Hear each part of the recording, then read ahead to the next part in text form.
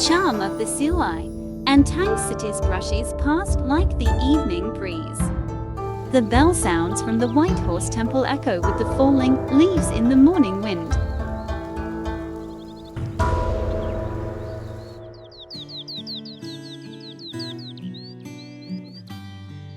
During the blooming season, strolling through the ancient city, the dew on the blue stone slabs soaks the hem of the dress. Such scenes have appeared many times in my dreams. When it comes to the Tang dynasty, it is hard to bypass the influence of poetry. For a specific reason, we are going to visit a representative figure of Tang poetry and see his hometown. On the way to our destination, there is a temple that should not be missed.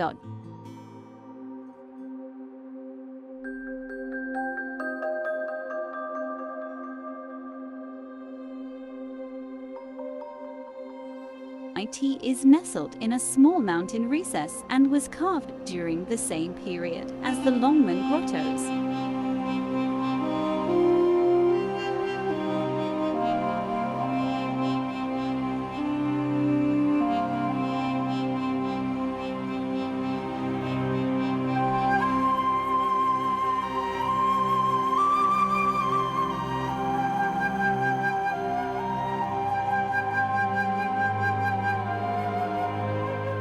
The uniquely shaped double-sided figure made us linger for a long time. The entire statue has one head with two faces, yet it does not appear grotesque. On the contrary, it gives people a sense of tranquil and harmonious beauty. The ancients had their own unique wisdom and imagination.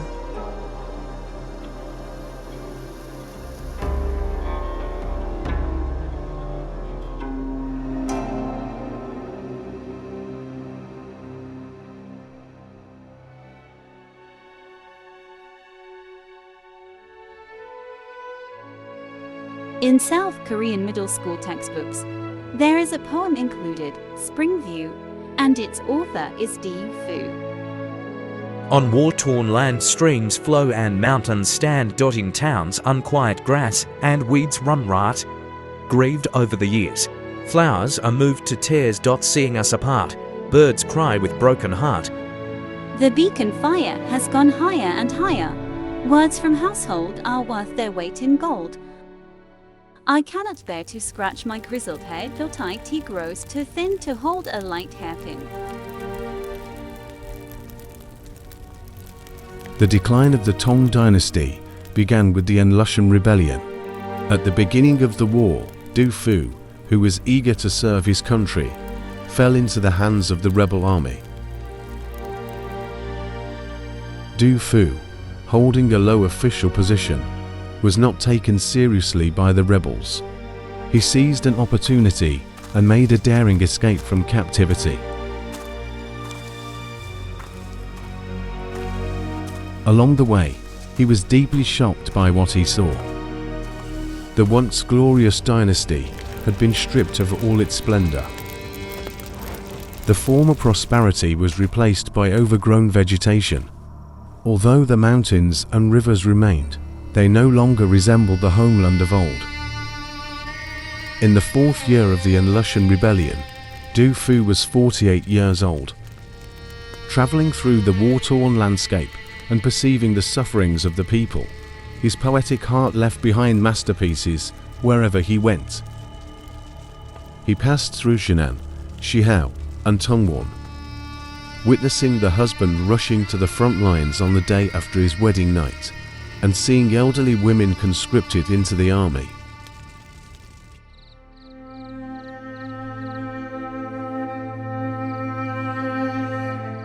Empathizing with their pain, Du-fu, immersed in sorrow, wrote 3 officials and 3 separations. As he drifted further away from his hometown, his intense longing for his family plunged him into constant worrying. On an autumn night at the frontier, Du-fu heard the lonely cries of a wild goose. He thought to himself that from this night on, the season would enter the white dew period.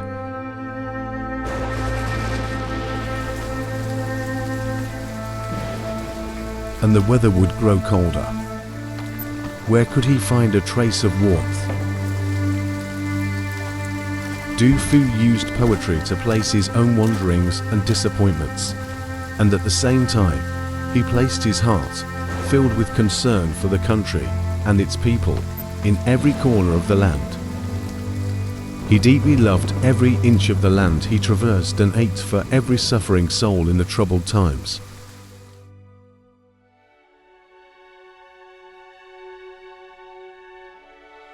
This poet, not coddled by the chaotic world, began to miss home. Dew turns into frost since tonight. The moon viewed at home is more bright.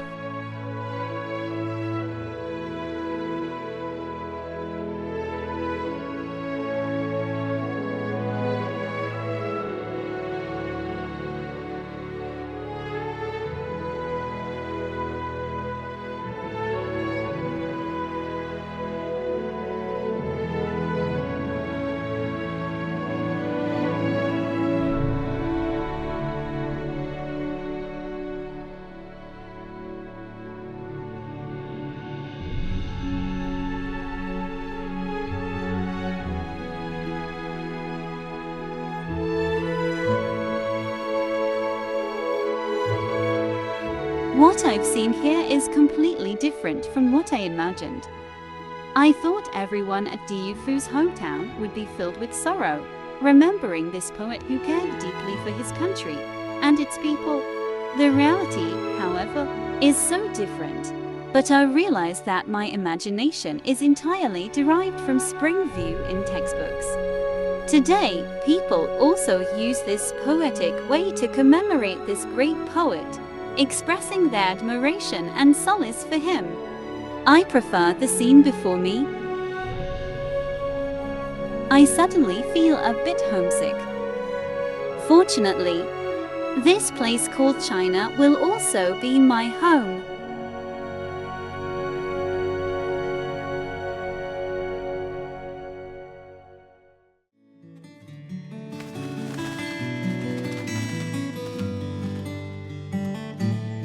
This is my first time coming to Lowan. When I told my friends in Seoul that I was coming here, they asked me, is it the Lowan from Romance of the Three Kingdoms?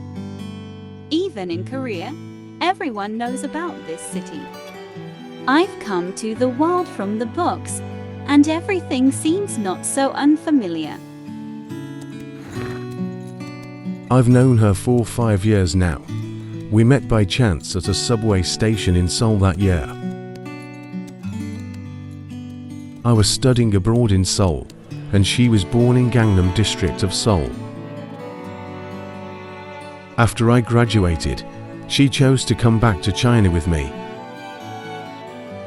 Next, we will spend a week completing a travel plan for both of our families. Yang Xuanji of the Northern Wei dynasty meticulously documented the entire process of the construction of the White Horse Temple in his writings. Over 1,000 years ago, he too stood here, gazing intently for a long time. The ancient temple before his eyes and the bell sounds ringing in his ears filled his mind with endless thoughts. Emperor Ming of Han, Liu Xuan, narrated his dream. A Buddha figure radiating golden light was unforgettable to him upon waking. A decision emerged in Emperor Ming's heart. He wanted to send envoys to invite the person from his dream back. The envoy did not disappoint his expectations.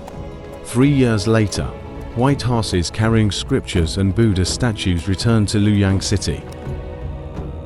Accompanying them were two eminent monks, Koshyapa Matonga and Dharmarotna. Overjoyed, Emperor Ming of Han did something. He decreed the construction of a Buddhist temple. The White Horse Temple, the first Buddhist temple in Chinese history, was thus born.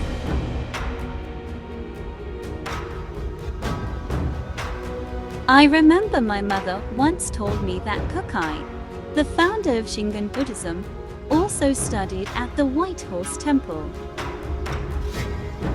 He came with the invoice to the Tang dynasty. At that time, there were countless Japanese envoys sent to the Tang dynasty.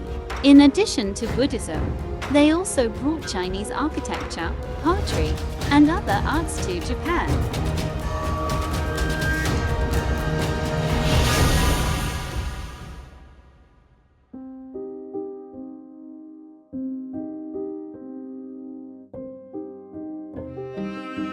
Next year, we will hold our wedding ceremony in Zhengzhou. And afterwards, both of our families will travel together in China. Now, she and I need to create a perfect travel plan.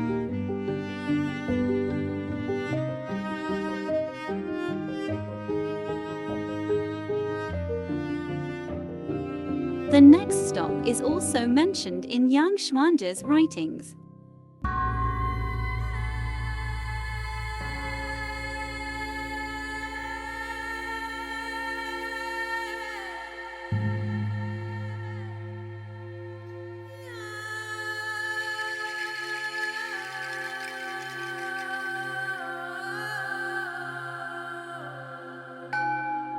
This is my first time experiencing the stone carving art of China. The Longmen Grottoes are a renowned World Cultural Heritage Site. Representing the pinnacle of Chinese stone carving, Art.it is collectively known as one of the three major grottos in China, along with the Mogo Grottoes in Dunhuang and the Yonggang Grottoes. The construction of Longmen Grottoes lasted for more than 400 years. It has experienced the changes of dynasties and raging wars. Many exquisite statues have been damaged. What a pity! There was a world-renowned empress in China named Wu Zetian, who was a devout Buddhist. It is recorded that the construction of the Cliff 3 Buddha's niche was halted due to her abdication. Although this group of statues is unfinished, it provides valuable physical evidence for people to understand the carving process of grotto statues.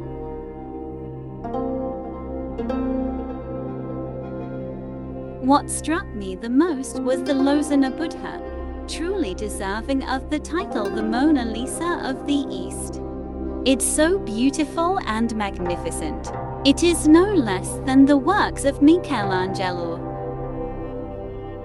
Although this is my third time visiting the Longmen Grottoes, I am still awed by the sight of each Buddha statue before me.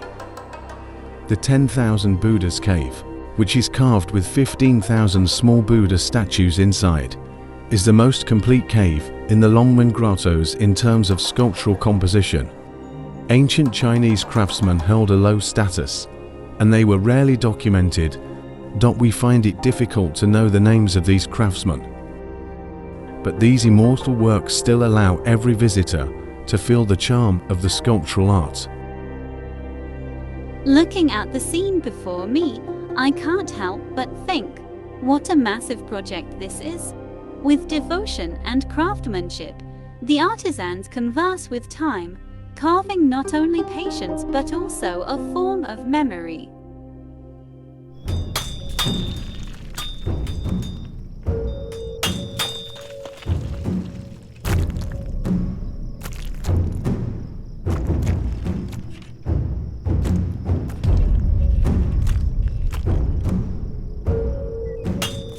Watching tens of thousands of craftsmen tirelessly carving grottos by the banks of the Yi River, Yang Xuanzhi deeply felt the hardships of the people. In the court, Yang Xuanzhi spoke eloquently. The excavation of grottos and the construction of temples consume enormous funds and overburden the people with financial exhaustion. However, he never expected that one day he would deny himself. After the war, Luoyang is desolate. This once bustling city, built by the efforts of thousands, lies in ruins with broken walls and overgrown weeds. its former prosperity dissipating like a dream. He suddenly began to miss. It was the craftsman's painstaking efforts and sweat that built the prosperity he had once strongly opposed. At this moment, all he had left was a pen in his hand, and he decided to do something for the lost prosperity. This work, known as a historical text on Buddhism, is called Record of Buddhist Temples in Luoyang. The Sui dynasty brought an end to the Wei, Jin, and northern and southern dynasties. Emperor Yong of Sui moved the capital to Luoyang.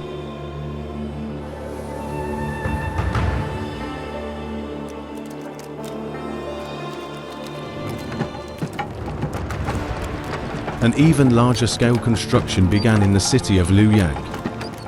Mobilizing men and women from various prefectures of Henan, numbering over 1 million. They dug canals with Luoyang at the center, connecting Jiao County in the north to Yuhong in the south. From the start of the construction to Emperor Yong of Sui's journey to Yangzhou over a dragon boat, it took a total of 171 days. This Grand Canal, linking the north and south, is another world cultural heritage forged by the blood and sweat of the working people.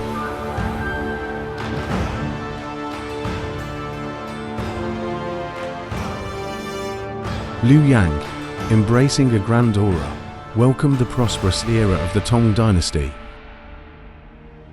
470 years later, Sima Guang of the northern Song dynasty passed by here and lamented, "If you want to know the rise and fall of history, just look at the city of Luoyang."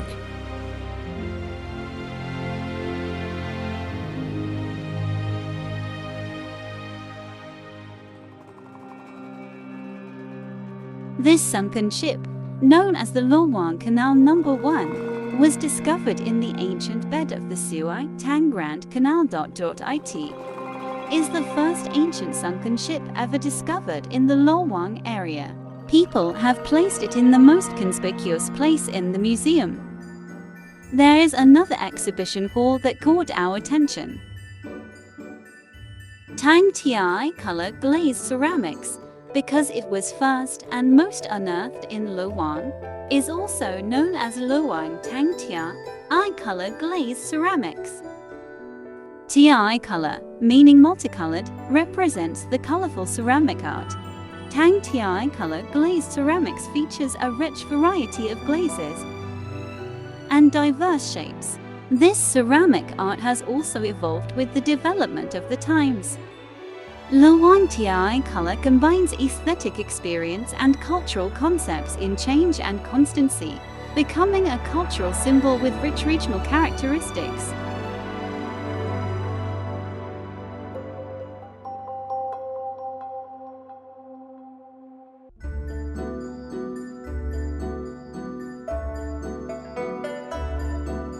Bai Juyi's talent was as abundant as his emotions.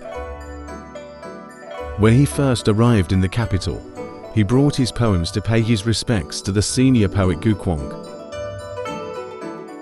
Gu Kuang looked at his name and stared at Bai Juyi, saying, "Rice is expensive in the capital.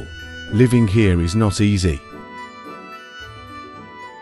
Upon opening Bai Juyi's collection of poems and just reading the first one, he immediately changed his opinion and looked at Bai Juyi with newfound respect. Fluttering and dancing grasses in Theplan become luxurious and withered in a year. Wildfires burn them but cause no death. With the ability to write such poems, living here will be easy. This remark was quite prescient, for Bai Juyi indeed lived a relatively comfortable life in the subsequent years. In my impression, Bai Juyi enjoyed music, dance, and fine wine, embodying a carefree spirit. I didn't expect that he and Diyu Fu were both realist poets, and he regarded Diyu Fu as a role model. Around the early 9th century, Bai Juyi's poetry had already been introduced to Japan and was greatly favored by the Japanese court. In the anthology Thousand Years of Fine Verses compiled by Japanese sinologists, there are 1,110 couplets of Tang poetry, with Bai Juyi alone accounting for 535 couplets. Until the language startles, I will not rest in death. Each of Du Fu's lines is exquisitely refined, and Bai Juyi silently competes in his heart.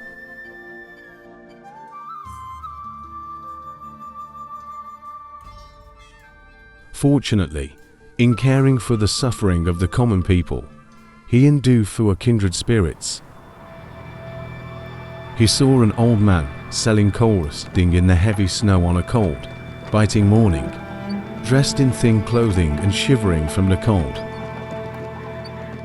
He still hoped for even colder weather, so that his coal could sell for a good price.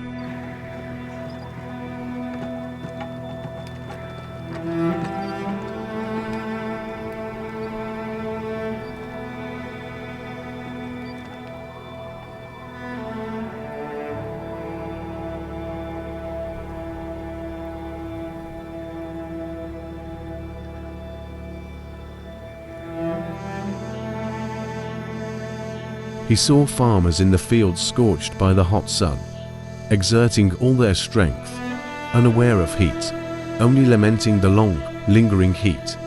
He saw a weak peasant woman holding her child, picking up wheat stalks, for they speak of taxes that have drained their land, picking these grains to fill their empty bellies. Bai Juyi's heart was filled with the same compassion and sorrow that had once filled Du Fu's heart. He also thought about himself, who had never done farm work in his life, yet had an endless supply of food to eat all year round. Reflecting on this, I feel a private shame, a thought that haunts me all day, without escape or blame. The song of everlasting regret, ode to the peeper player, the old charcoal seller, watching the wheat harvest. After the sage of poetry, Bai Juyi earned himself the title of Poetry Demon.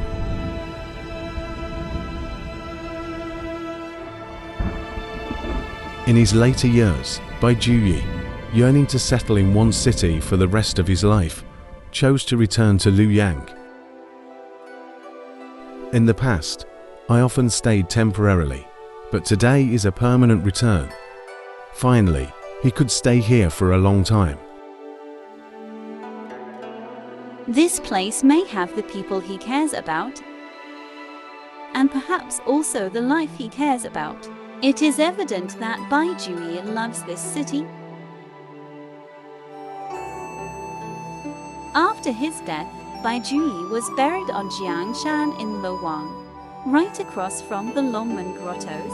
Here, facing the sunrise, to the left, one can see the hometown of Du Fu.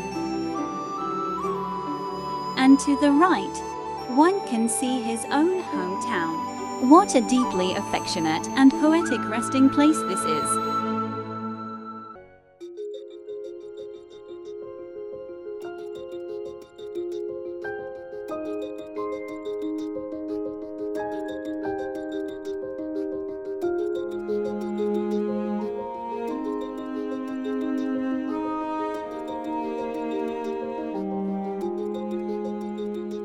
Experiencing the changes of this land with the one I love, I think, starting with Du Fu, she will gradually fall in love with here. Du Fu is posthumously referred to as the Sage of Poetry. He captured the sorrows of his era so vividly that they are clear to posterity. However, at the time, such works were not valued.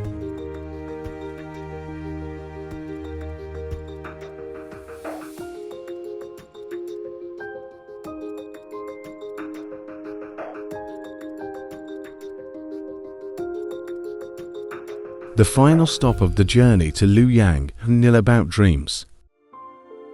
Too lazy to return to the jade halls and golden palaces, I'd rather wear plum blossoms and get drunk in Luoyang. This is the most popular line by Zhu Dunru, a prominent lyricist of the Northern Song dynasty. This kind of carefree and elegant style is attributed to his long period of seclusion in Luoyang.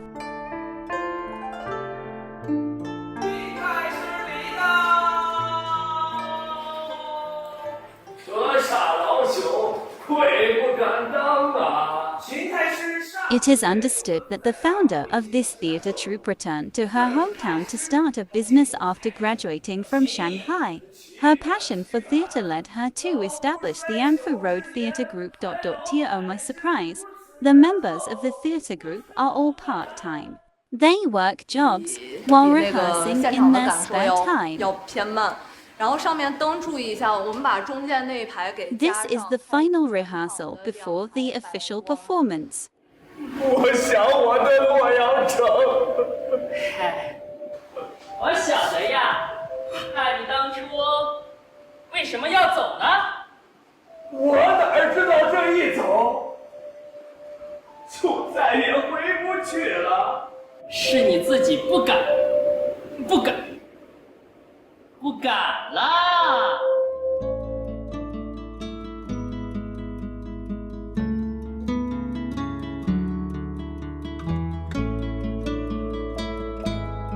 Their dedication and involvement truly touched me. I studied performing arts in Korea, and after graduation, I didn't have many opportunities to pursue my beloved profession. Watching their performance can really heal one's dreams.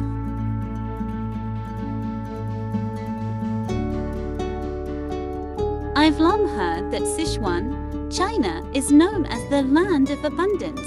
It must be a very beautiful place.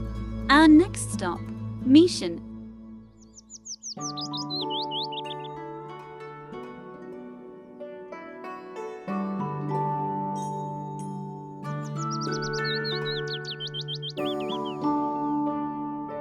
He explained to me the reason for coming here, and I was somewhat confused yet full of anticipation.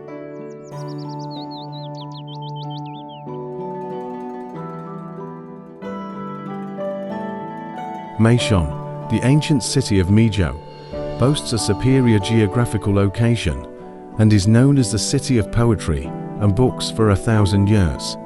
During the two Song dynasties, Meishan produced 886 jinshi, historically referred to as the 800 jinshi.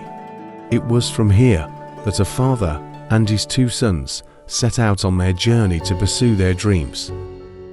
We will follow in Su Shi's footsteps and head to our final destination of the trip, Kaifeng. Today, it takes 8 hours by high-speed train to travel from Mission, Sichuan to Kaifeng, Henan. I can hardly imagine that the father and his two sons took a full 2 months to make the journey. In the year 1056 AD, Suzun took his two sons to the capital for the imperial examination. The elder son was named Su Shi, and the younger was named Su Ji. One was 19 years old, and the other was 17. They grew up together and had always been inseparable. The distant Byeongjin Kaifeng was the place they yearned for. They set off in March and arrived in May, greeted by a rainstorm. Kaifeng welcomed them in such a way, giving them a very enthusiastic welcome. But apparently, it was a bit too enthusiastic.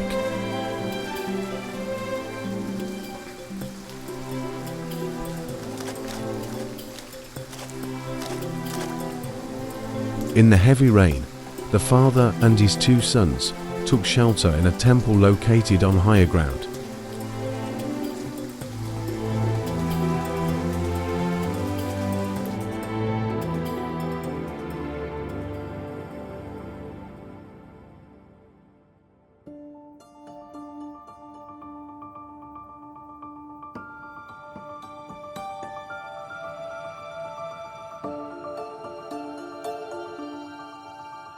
The Daksangguo Temple. Could this be the place where Su Shi and his brothers took shelter from the rain? If so, there must be many things in the temple that attracted them.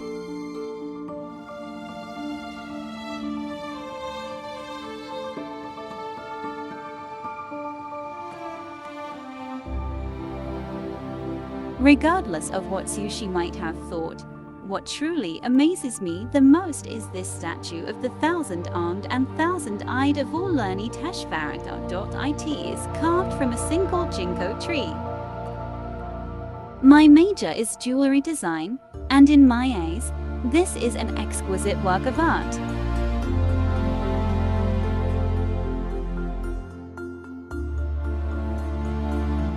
At that time, Beijing was the leading metropolis in the world. After the mid-northern Song dynasty, night markets were no longer restricted by time and operated all night long. Su Shai, who loved fine food, must have wandered with his brother in the night markets.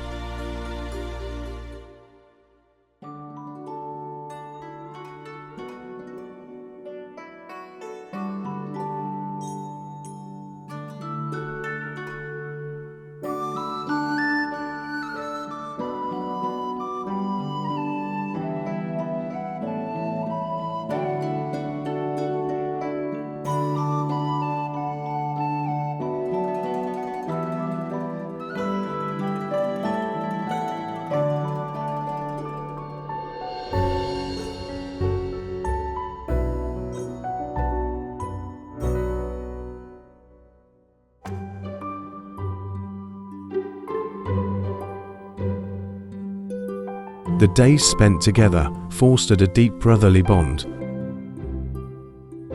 They had made a pact that if they ever embarked on official careers, they would retire early one day to sleep facing each other's beds, listening together to the sound of the drizzling night rain.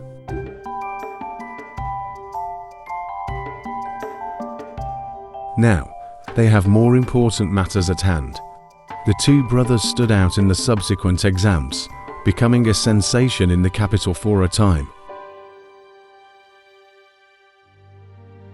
After entering the official career, due to differing political views, Su Shai chose not to cooperate during Wang Anxi's implementation of the reforms.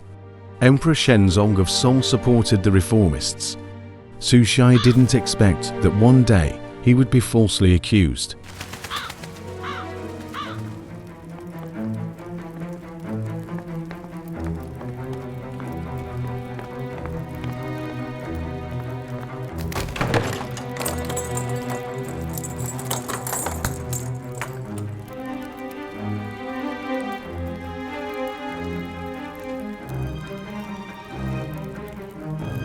Trapped in the Wutai poetry case, Su Shai made a pact with his son before being imprisoned. If the emperor were to sentence him to death, he should send him his favorite fish to eat.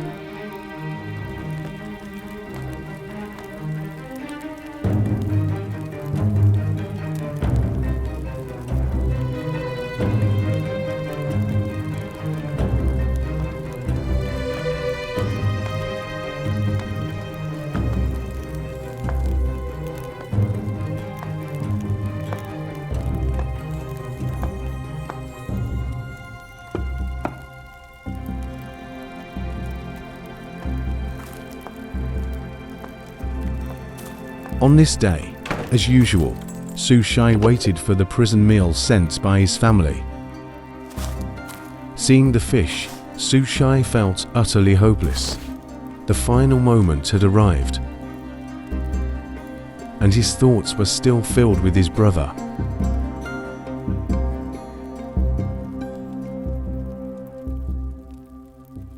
Alone on rainy nights of the past, he would grieve. Su Shai had broken his promise. In the future, his brother would be alone. Heartbroken on rainy nights. What a desolate scene that would be. In every life, I am your brother, and in the next life, we will still be bound by unresolvable karma. If there is an afterlife, I will still be your elder brother. Su Shai, who left a parting poem, soon discovered that fate had played a joke on him. That day, the person who sent the fish was not his son, but his son's friend, who did not know the meaning behind the fish.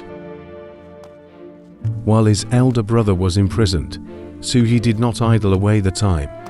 He petitioned Emperor Shenzong of Song, expressing his willingness to trade his own official position to secure his brother's release from prison.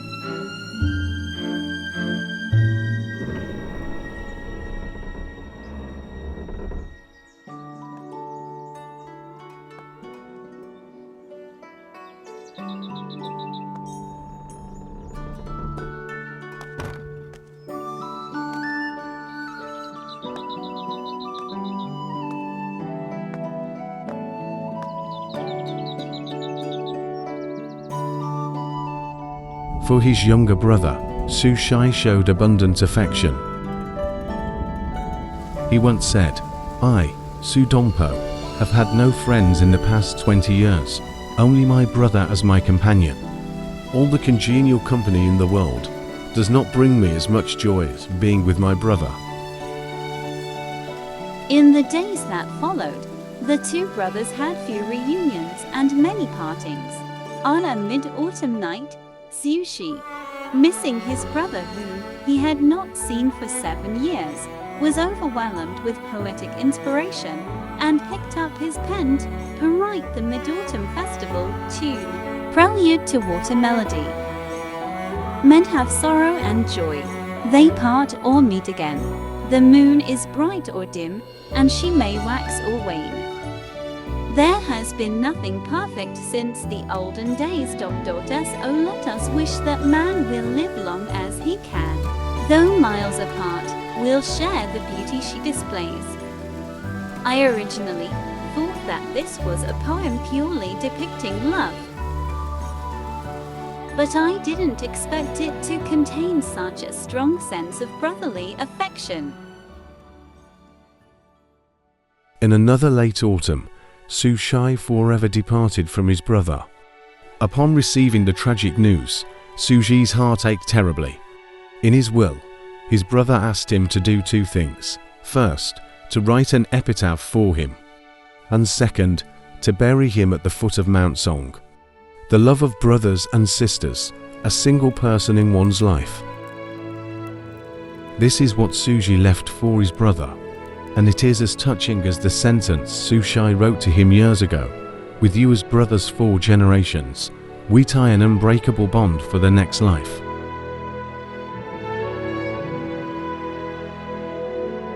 Su Shi is not only remembered in his hometown, but also missed in the city where he lived. This elder who plays Su Shi is from Kaifeng. He introduces Su Shi to tourists for free every day. From his eyes, I can feel that Su Shi is like his neighbor, not a stranger. He didn't realize I had come from far away. This feeling is quite nice.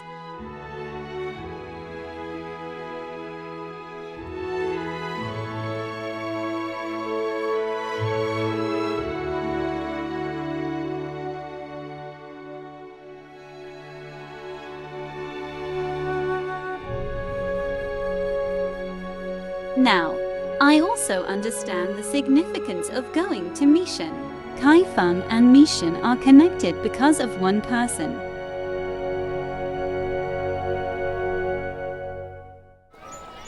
After Su Zun, there was another father who brought his children to this city. Li Gefei, a student of Su Shi. His 6-year-old daughter is called Li Qingzhao. Kaifeng is where her carefree girlhood was spent.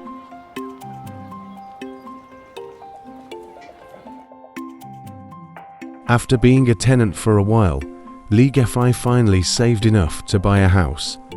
He purchased a small apartment in a lane near the Song Dynasty's Imperial Street. At least that's how people saw it at the time.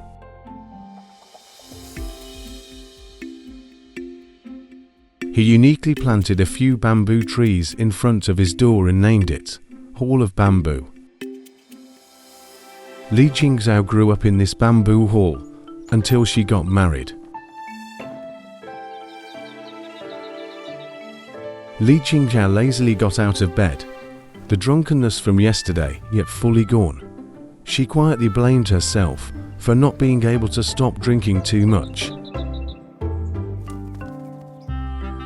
But after writing no notes, No, not. It should be the green is lush and the red is lean. She took back her self-reproach.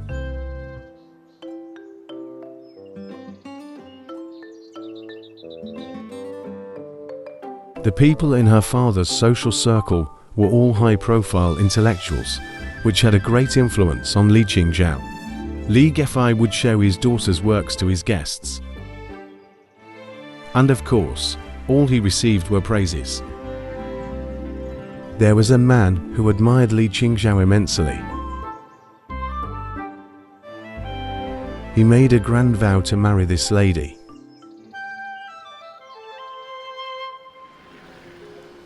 We held hands and walked through the Song Dynasty Imperial Street, trying to find the place where Li Qingzhao used to live.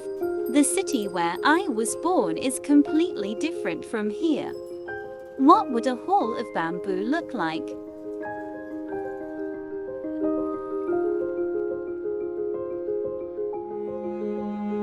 Although we didn't find any traces, it didn't affect my mood.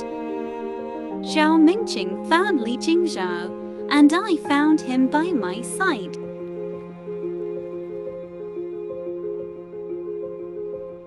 For Li Qingzhao, life holds not only the poetry before her eyes, but also the poetry from ancient times. Under the influence of her husband, Li Qingzhao developed an interest in bronzes and antiques. The couple often went together to shop for goods, paying for their hobbies. This is their unique joy. Kei Feng holds their happiness and joy, as well as the longing after a brief separation.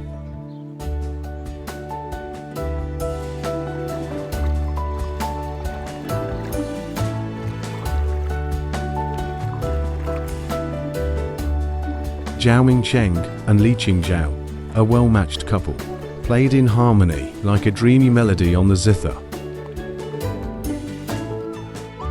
Once, during a brief separation, Li Qingzhao wrote a poem titled Drunk in the Flower Shadows and sent it to her husband. Zhao Mingcheng was so impressed that he exclaimed in admiration, but it also aroused his competitive spirit. This husband actually shut his door to visitors and, over the course of 3 days, composed 50 poems. He included his wife's Drunk in the Flower Shadows among them and asked his close friend to judge their relative merits. After savoring the poems, the friend declared, "Only 3 lines are the finest." Eagerly, Zhao Mingqing pressed for more. Amidst his anticipatory gaze, the friend recited, "Do not say the soul is not captivated, as the curtains are rolled up by the western breeze." Zhao Mingqing must have been so embarrassed. The sorrows of that time were light, only about the wind, flowers, snow, and moon, and only about the melancholy of parting. Gradually, Li Qingzhao would come to know how precious such sorrows were. It was a summer when Li Qingzhao, escaping the chaos of war, arrived at the banks of the Wu River. In life one should be a hero, in death a spirit divine. To this day, we remember Zhang Yu, who would not cross the Eastern River in shame. The Song dynasty was never short of the passion to drive a long chariot and break through the Helan mountain pass, nor was it lacking in the indignation of when the royal army stabilizes the central plains. Remember to tell your ancestors at the family sacrifice. But all of these could not prevent the Song dynasty from fading into dust, even though it had once been a source of infinite longing.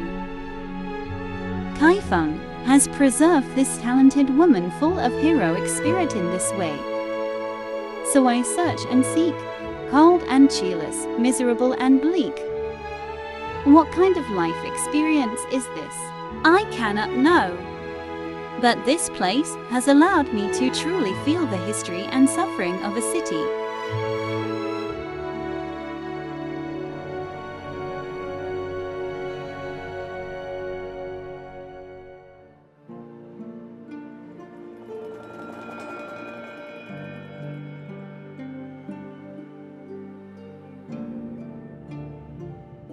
The moon over State Bridge was one of the famous scenic spots of ancient times, but now we can only look at it like this.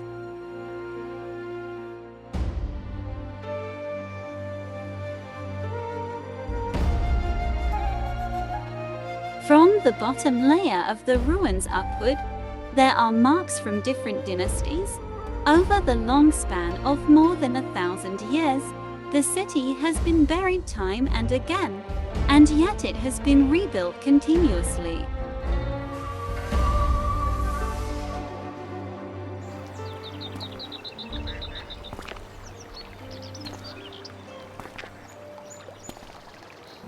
The Kaifeng Iron Pagoda has withstood the ravages of war, floods, earthquakes, and strong winds for 1,000 years, yet it still stands tall and firm. It embodies the character of Kaifeng. In 2017, the chronological map of Tong and Song literature was released. Professor Wang Jiaopeng's team from the South Central Minzu University analyzed the life trajectories of many ancient poets using big data analysis. According to statistics, Kaifeng is the city with the most poetry produced in the country. This is a resilient and poetic city.